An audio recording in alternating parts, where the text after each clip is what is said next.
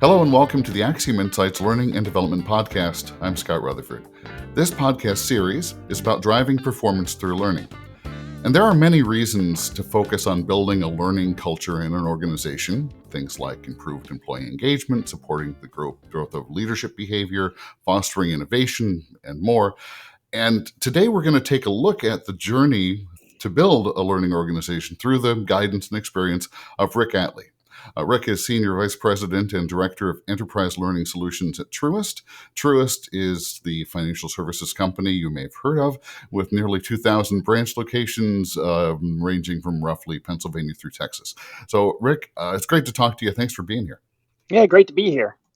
So let's just start off, if you wouldn't mind, by introducing yourself and your role at Truist. You've been with the organization through some changes over the years, so maybe take us through that story. Sure, just a few changes. So yes, I am the Director of Enterprise Learning Solutions. So what that means is the teams that report to me include our internal design teams, our media team, our content management team, and then several facilitation teams ultimately report up to me. And I've been with Truist for over 25 years and in various different iterations over that period of time. Truist in itself, in its current version, is only over 5 years old, about just over 5 years old now. So I've seen many mergers along the way, including the one that created Truist. As far as myself, I started out right out of college as in the branches, as a matter of fact, and I was thinking, branch management program, that would be a great way to be a resume builder. I won't be here long, and 25 years later, here I still am. A very different approach, but it was I was only in branches for a couple of years before getting a job in the as a facilitator, and at that point we called it corporate training, and it was then that I discovered what I wanted to do when I grew up. At that point, I didn't know what I was doing then, but that's where I discovered my joy of learning and development, for sure. Right. Well, it's funny how many people I talk to who end up falling into, I'll use that term, I guess, falling into learning and development Oh, yeah. from a related discipline often. And then, so many folks just find, okay, this is where I should have been all the time because, and there's a number of reasons for it. But I tend to think that the common denominator is learning and development tends to attract people who like to help other people. I would agree. So tell me about the team that you lead. What learner audiences are you supporting? Yeah, so we are the centralized group at Truist, and so first of all, we support enterprise learning programs. So think about what we would consider priority professional skills. You might call them soft skills or something like that. We are leaning towards professional skills, compliance, things that go across the enterprise. Less so, interestingly, leadership. We have a whole separate group that focuses on leadership for Truist, a leadership institute. It's really amazing. So that's first. We are very involved with the enterprise programs, but then there are some of our businesses that have high incumbent populations. So you think about the branches, the mortgage group, commercial group. In those situations, we also support them more directly. Beyond that, just because Truist's size, we recognized relatively early in the merger in particular, when we essentially doubled our size at that point, that we were not going to be able to support everything centrally. So we transitioned to hybrids, federated, whatever you want to call it. But we essentially also we've been establishing ourselves as a center of excellence for learning and development practitioners across the organization, recognizing that there are some groups we're not going to be able to support directly. And so that's where we enable them to do what they need to do more effectively. So the Center of Excellence model was something, if I'm just trying to get my timeline right. So the most recent merger, I guess I'll put it that That's way, right. was BB&T and SunTrust in 2019, right? And is that when the Center of Excellence model really came into being? It was about the same time? Yeah, it was. I would even say it's really, we've been building it up since then. There were the first couple of years were about just getting through the merger and accomplishing what we needed to do as part of the merger, and so that was a much more tactical learning and development at that point. But interestingly, in that process, I think we we recognized, even while we were in the merger, there were groups that we weren't going to be able to support directly that needed help to be able to do some of their own learning and development needs for the merger. And so we, even at that point, we kind of created an advisory function where, we would have workshops for these folks, and they were eating it up. They loved it. And so we were creating, templates and tools, and that was the first iteration, although a little bit informal at that point, of our center of excellence. And so, since then, once we saw how that worked, and that worked pretty well, but then we've been working on formalizing it since then. Right. Well, moments of change in an organization, a merger can be one of, external pressures. We talk about sort of managing through moments of change. Sometimes they do create an opportunity to do that needs assessment to say, okay, well, in this new normal that we're building, what do we need and what do we have? And you assess the gaps and you start to look at things. It's an opportunity to pull back the covers a little bit.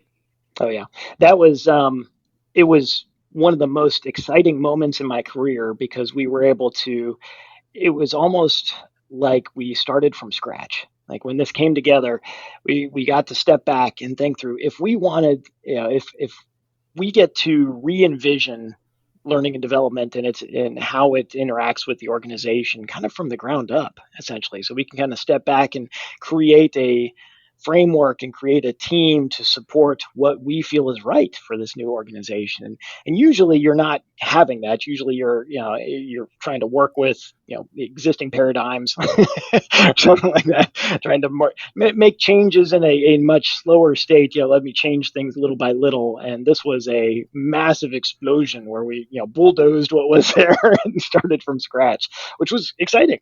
Well, it's exciting, but also, and I'd love to hear you talk more about the sort of maybe opportunity for leadership alignment in that moment, because essentially in a merger you're building a whole new company in one level or another, which means building new processes, new structures, but also a new culture. And you, as a leadership team, one of your tasks in that moment is, what culture do we want? And then I'll look to you and say, well, how do you connect learning into that conversation at that moment? Yeah, that was definitely a moment in time where we had talked, even in the previous organizations. There was always a desire to create or foster a learning culture. It's that is a multi-year, long-term situation. But in this moment in time, when something is so new and nobody has, I mean, yes, they're coming with their history for sure, but there is this moment in time where things are new for everyone, and so we have the opportunity to insert a learning culture as part of the broader organizational culture. And that, I think, it showed up. What was great with this, and I've got to give our executive leadership, our senior leadership, props for this. As they were creating our purpose, mission, and values, they brought that in right from the get-go. It lives in our mission at this point.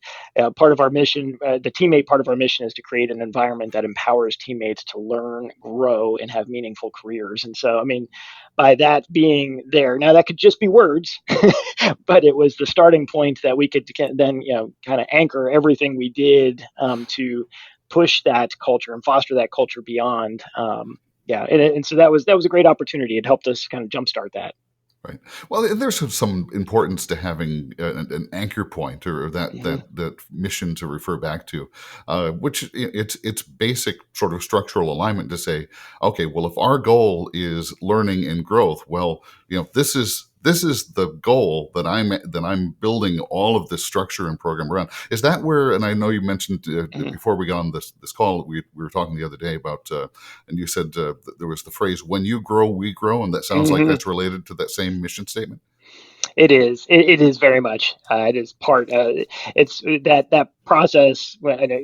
We had last year in particular, we decided to take some very big steps towards fostering a enterprise-wide learning culture. And one thing my leader says regularly is that vision comes before resources, and so we wanted to have a vision of what that could be, of what was possible. And so there was this vision of this company-wide event, and this, I can take no credit for this whatsoever. This event, we at the what ended up being Teammate Growth Month started as Teammate Growth Week, but through the ideation process of that, one of my peers had this idea for this tagline: "When you grow, we grow," and it's funny. Taglines are things you don't think that much about. You think, oh, it's about the stuff, but man, if you can find something that people can easily remember and say that that tagline, "When you grow, we grow," has now taken on legs of its own, and we're hearing leaders across the organization reference that ever since that happened. So, but as we said a second ago, it's an anchor point. It Mm-hmm. ties what you're doing back to the mission, which Yep. is a great reminder. So, talk me through the growth of Teammate Growth Week into Teammate Growth Month. What was the initial scope of the week, and how did those conversations progress? How did that come about? Sure. Yeah. Well, after post merger, it was always a desire to do something to build that again, kind of and jumpstart that growth culture. And so Truist has a wealth of resources for teammates to help them with their career, from career discovery center and lots of different ways they can build skills through different capabilities and different resources that are available to them. But the trick with a lot of that is you can have those, but if they don't know about it, it doesn't do anything. It doesn't help anything. So we wanted to try at first, the goal was to create a single enterprise-wide event that was focused on growth, that everybody from the senior leadership and executive leadership on down was championing and participating in as much as possible. Technically optional, but we wanted it to be a big event essentially. And Right. yeah, and so originally it was just going to be about helping them become more aware of all of these career development and growth resources that are available to them. But as the process grew, and actually it was in the as I understand it, and when it was presented to the senior leadership, they said, well, instead of a week, why don't we do a whole month? At that point, and our the team's first response was like, yeah, and then we're like, oh, that's a big ask. So So goal first, resources second. that's right. That's right. Like, oh, now we got to figure out what that means and how we're going to even make that happen. Um, so, because that, going from 1 week to a commitment to an entire month was a massive change. And not to mention we were also doing some technology updates, like a new LMS at the same time. So, just small Oh, a things. minor disruption. minor disruptions that were happening at the same time. So, so that what was great about that though was that we didn't have to really sell it hard to the senior leadership, to the executive leadership. They were as excited about this type of event as we were. And so then it was all about, I've got some peers of mine are excellent at getting commitments. We had senior leaders that were part of they would talk about it in their town halls. They would talk, they do enterprise wide videos about, this is coming and this is something to be excited about. They, started getting drip communications out there about just all this ended up being. But instead of career resources, it expanded into learn about just about anything we could get our hands on at this point. So we had vendors that offered to do special sessions for areas that they were specialized in. We had teammates, including teammates not only in our talent and learning organization, but across the organization, leaders as well that were going to volunteer to do sessions on things that they knew about, like a day in the life of this role, what I mean, there were so many different topics and different things, and they were just available. It was this massive enterprise-wide conference that was openly available to every teammate at Truist. What was your assessment of the sort of rank and file endorsement of this? I think what you're describing from the senior management say marketing and promotion of it sounds wonderful, and I think that there's a fair number of folks I've spoken to and worked with in learning who would very much wish for that level of executive Oh yeah. sponsorship and support. But I'm curious to see how that really filtered down to the rank and file, because when you talk about the Uh-huh. learning culture, it's great to have the structure and the Yes. support and the propagation of the idea, um, but it really comes down to, on a day-to-day basis, do the staff members think it's important enough to make that decision to invest their time? What was your Yes. experience with them?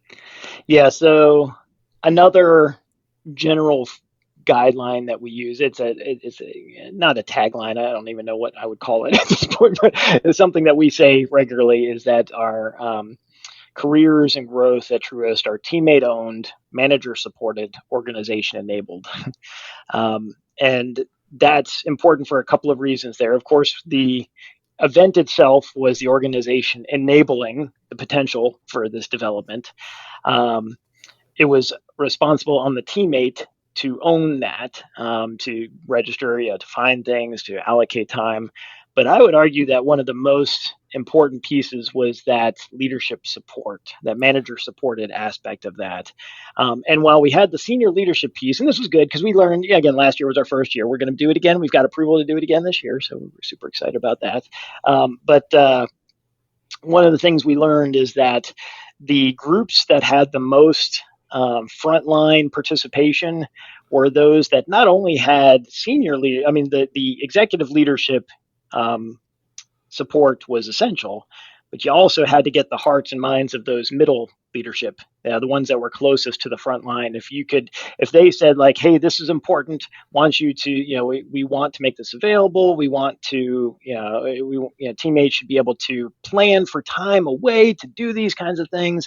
Those that are very, we've got areas in our organization that, their schedules are very structured and very organized, and it's their workforce. The planning is used, and so this is part of work to do this type of development. And so the leaders that owned that and leaned into that, those are where we saw the most penetration into those teammate populations. Those that did not, you did not see as much. You did some because some of the teammates had more development, and some frontline managers had some more of that. But the ultimate wins were where you had strong executive leadership, strong middle leadership, and you saw massive explosion of participation.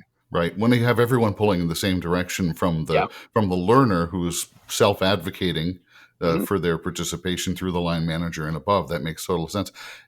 Was that formalized in any way for realizing that participation in this sort of thing as a component in a performance review sometimes can be a difficult element, but was there an expectation set with that, or was this all carrot no stick?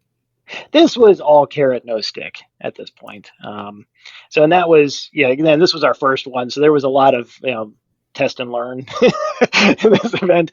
We're also kind of hesitant to, we're while we want, I think we will talk about opportunities potentially to create accountability, especially at the leadership level, to do this. One thing we were very conscious of is we don't want, when we say telling a teammate you must attend this or you must do this is the same as telling them to take our compliance training, which is just right. Yeah, you don't want learning to be spinach. That's right. Absolutely. That's right. So, but there are ways that we could do that. But that was not our focus for this time. This was very much a let's try this. Let's learn what we can, grow better for next year, and continue to expand this as we go. But you've seen a change then over the course of this, what was the first iteration of the Learning Month, and how the organization sort of embraces learning as a function of the work then. Yes.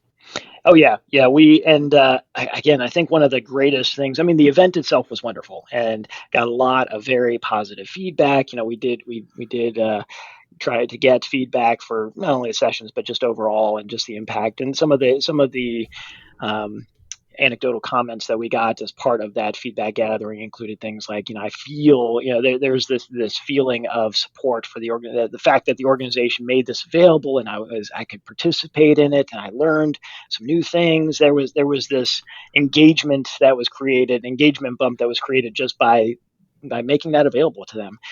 But one of the coolest things has been the legs that event has brought forward, and that's where it kind of accelerated our move towards a actual, learning, a true learning culture. We want our learning culture to be less about what we do and more about who we are. That's just part of who we are. It's just learning is part of our life as Truist teammates, and so we have seen. Again, that whole "when you grow, we grow." The fact that that tagline has continued to be spoken by leaders and teammates across the enterprise since then, and it's been brought up in other purposes, and we're still hearing about those the ways that leaders have taken this idea of making learning available and making and applying that even within their business unit. So they're taking ownership of that. So it's not us creating it. We are maybe fostering it and planting the seeds, but it's getting that, getting that watering so that culture grows kind of organically in some ways. Right. Well, yeah, you're counting on people taking that and running with it, so it becomes Yep. a talking point and conversations between managers and their teams, or perhaps even a talking point that's raised when you're recruiting for a new hire. Yep. What type of company is Truist? Well, at Truist, we believe. That's right. Yep. This is who we are.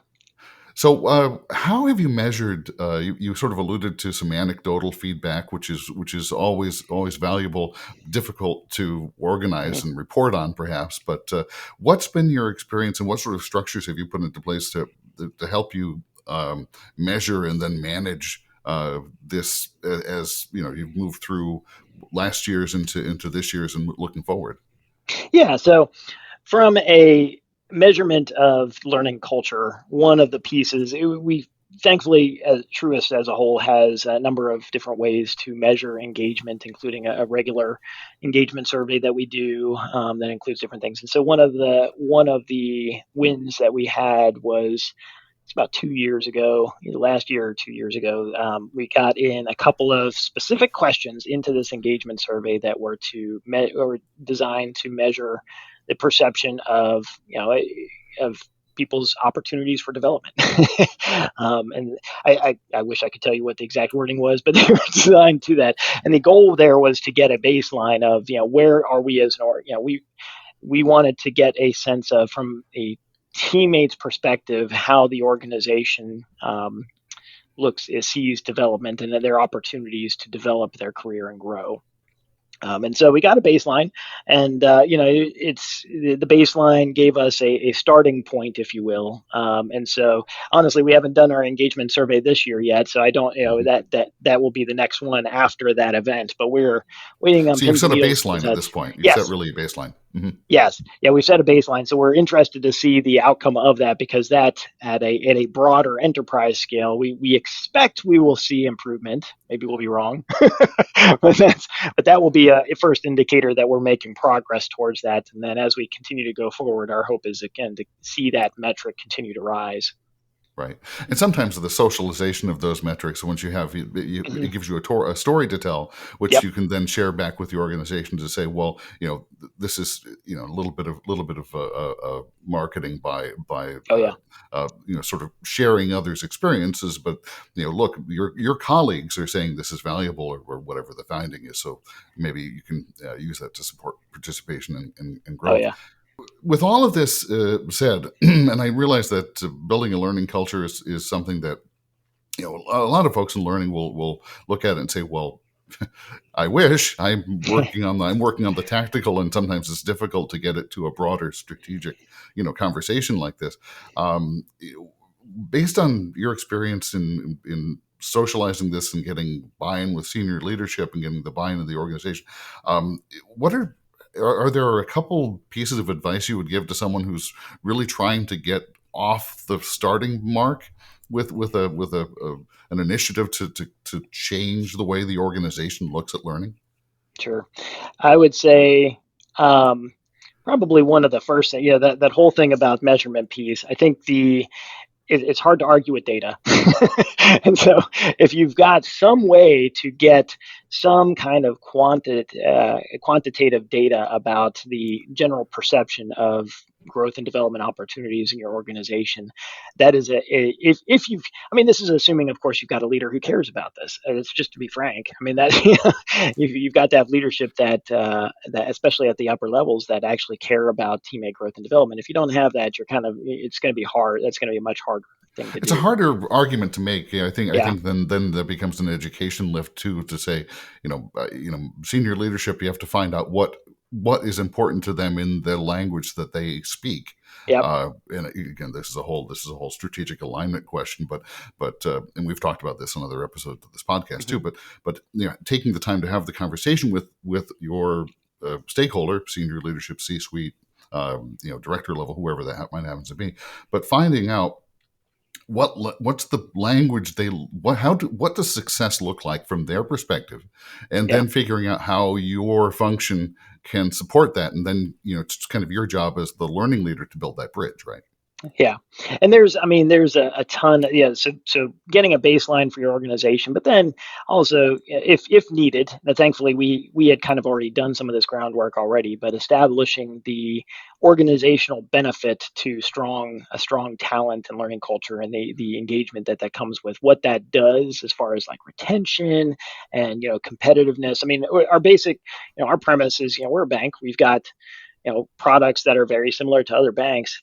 One of the key differentiators for us is going to be our people. I mean, our talent is going to be what differentiates us.